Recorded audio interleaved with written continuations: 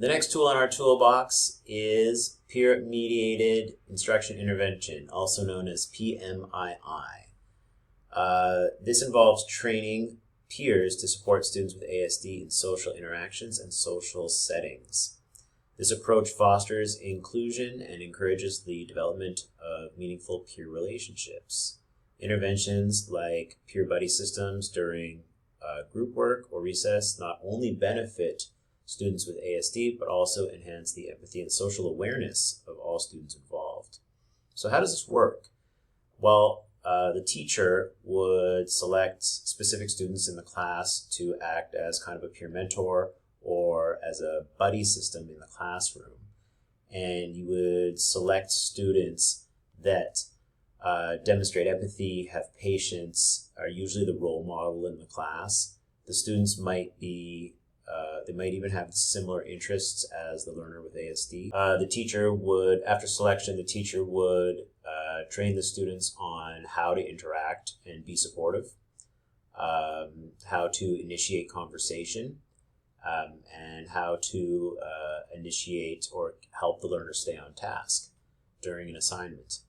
A couple of examples are SMART stations and collaborative work buddies in our units of inquiry. I've used both of these in my classroom, and both were wildly successful. In the SMART stations, I had it set up so that the two students were a neurotypical student and my learner with autism were working together on a math problem, and the assignment was placed between them, and they were sitting kind of kitty corner to each other, and they had to work on it together and initiate sort of a question and answers regarding the work, regarding the activity. This led into a conversation about Star Wars, which led into a conversation again about Five Nights at Freddy's, and ended with me asking, making phone calls to both sets of parents and setting up a play date, which was very successful and has continued on. Collaboration as work buddies. I selected two different students to try this out with, and trained them with how to interact with my learner, and they worked on a 3-week project. We do project-based learning. They worked on a 3-week project to create this book that they're holding down in the photo, which is a study on monarchy. And they asked questions. They asked him what parts he wanted to work on. They all worked on it together. There was collaborative talk. There was collaborative work, and there was even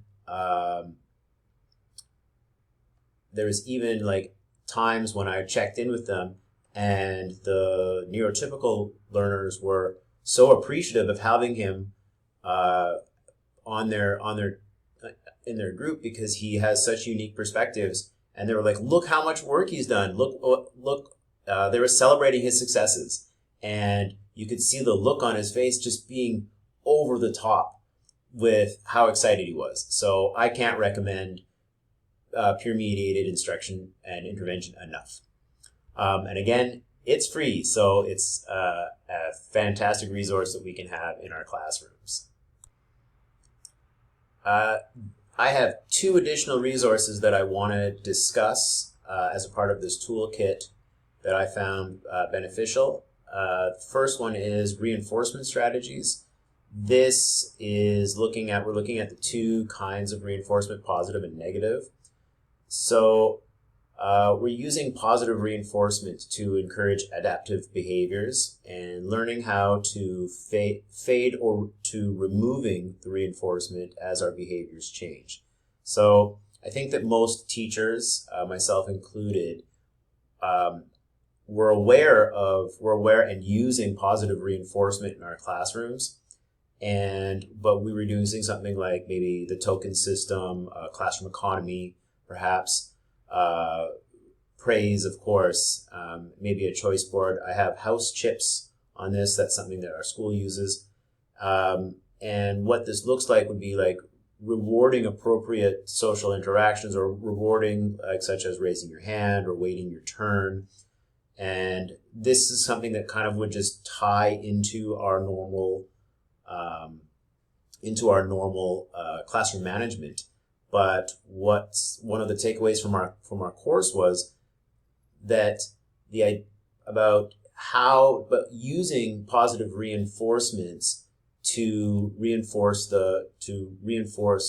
a positive pro-social behavior, as opposed to just and again, like such as raising your hand or waiting your turn, but using or fading those reinforcements once the behavior has become part of the routine. I never thought of something like that. The other thing that should be also mentioned is the other side, like negative reinforcement. So negative reinforcement involves removing an unwanted object or condition once the student has engaged in the desired behavior. So, which in turn leads to the likelihood or increased occurrence of that same behavior in the future. So the negative reinforcer is removing the stimulus, or removing the negative stimulus, so that the pro-social behavior can continue. And again, let's call it an additional tool in the toolkit, this is something that can be done in every classroom, and it's free. It just requires a little bit of knowledge and training for how to set it up. The second resource I want to talk about as part of this toolkit is using the self-determined learning models of instruction to replace SMART goals. My school uses the SMART goal, and it's something that we would use at the kind of the beginning of the semesters, and then not really touch it again until the end when we do our reflections or our portfolios. And for the most part, the students they've had 3.5 months to work on that, and so they'll most likely have achieved that goal, but there won't have been kind of any follow through with it. So what I proposed was to utilize the SDLMI much like the way that it's recommended, so in the 3 phases that it's used. But we would use it to set, monitor, and achieve personal goals for our students with ASD, and also with our whole class. What I've found what I found with this, because I've already done it, is if you have a whole class working on it, they're all working on their own, but they're also working on it together. This kind of promotes more of a collaborative environment, even though it's an individualized project. My learner with ASD saw that his peers were all working on the same thing, and we were all setting goals together. And he was much more engaged to set his own goal this way. And something else with this was to promote participation. I encourage teachers to set their own goal and to place it in the classroom. And of course, so that when you're doing it, this allows for the students and the teachers to have that kind of collaborative check-in. I liked the idea of the 3 phases in the SDLMI because it promotes that idea that you're going to keep checking it in, and it's going to kind of keep evolving into the next step.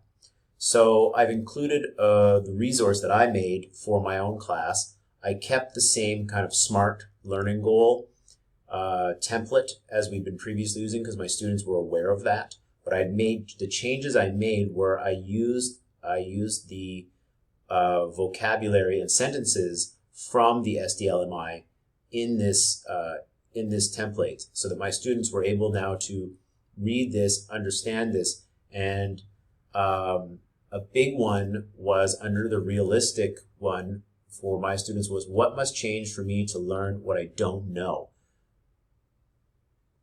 My students really, it took them a while to get this, and we talked about it a lot. It created a great discussion in class, but a lot of them had some really in-depth perspectives on this. And you got to remember, my kids are 9 and 10 years old. I also changed it to be more reflective of my schools, or of the IB learner profiles. So we include that as well.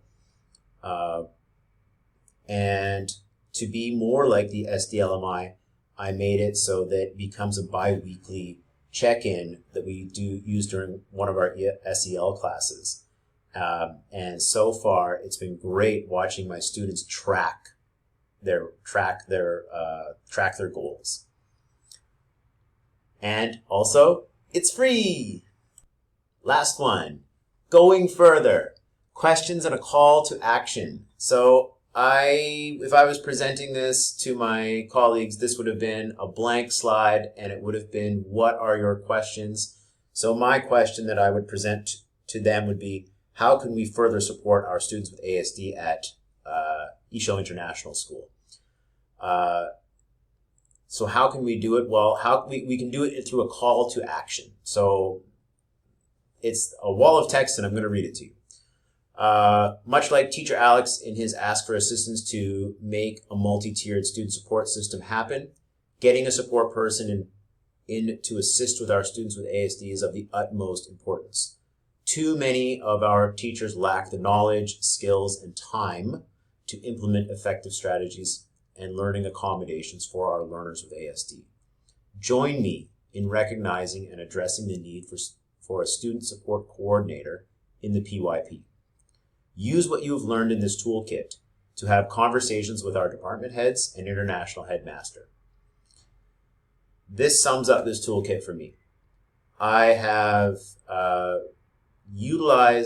I've shared the evidence-based practices that I've taken from our course and used in my classroom right away.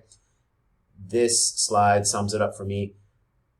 My school needs a dedicated support person for our students with ASD, and this is our call to action.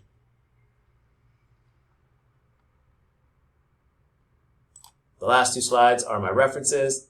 You're lucky I'm not going to read them to you. And that's it. Thank you for sticking it out this long with me. I hope you enjoyed my slideshow. Goodbye, everybody.